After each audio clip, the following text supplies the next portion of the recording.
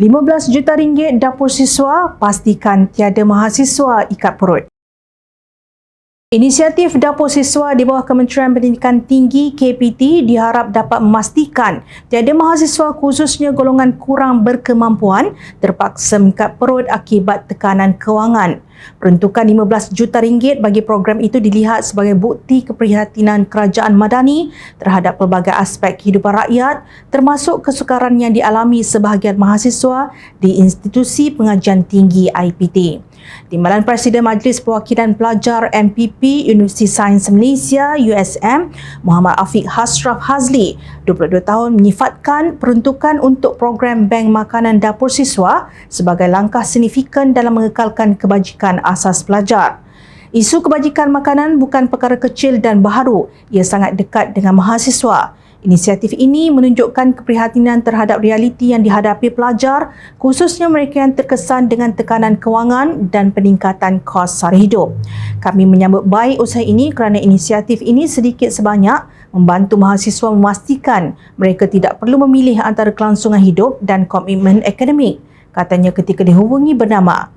Muhammad Afiq berkata program Bank Makanan Dapur Siswa memberi impak besar kepada pelajar B40 yang berdepan kekangan kewangan, sekaligus membolehkan mereka menumpukan perhatian sepenuhnya kepada pengajian. Seorang penuntut Universiti Malaya, Nur Atikah Yusof, 24 tahun berkata, inisiatif ini amat membantu dalam mengurangkan beban harian mahasiswa, terutamanya mereka yang bergantung kepada pinjaman tabung pendidikan tinggi nasional (PTPTN). Kos sara hidup khususnya di bandar besar amat membebankan kerana semuanya mahal. Jika bergantung pada pinjaman PTPTN maupun beasiswa, jumlah itu kurang mencukupi. Saya beli nasi di kafeteria sehari 2 kali pun dah mencecah RM10.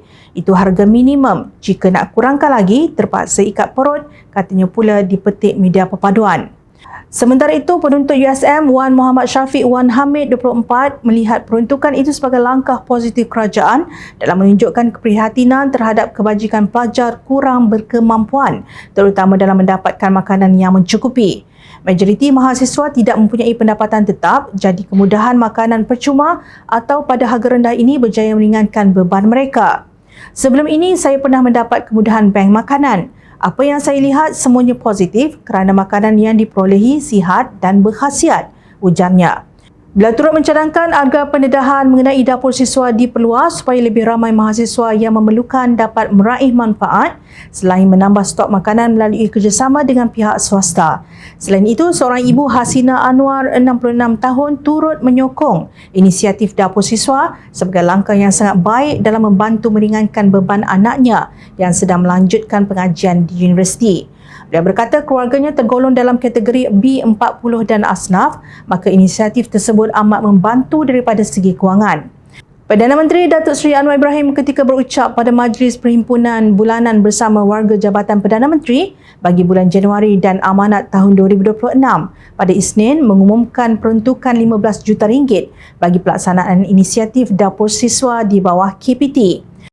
Dan atas rayuan pagi tadi oleh Saudara Zamri, Menteri KPT, dia minta bagi kepada Bank Makanan Dapur Siswa sebanyak RM15 juta.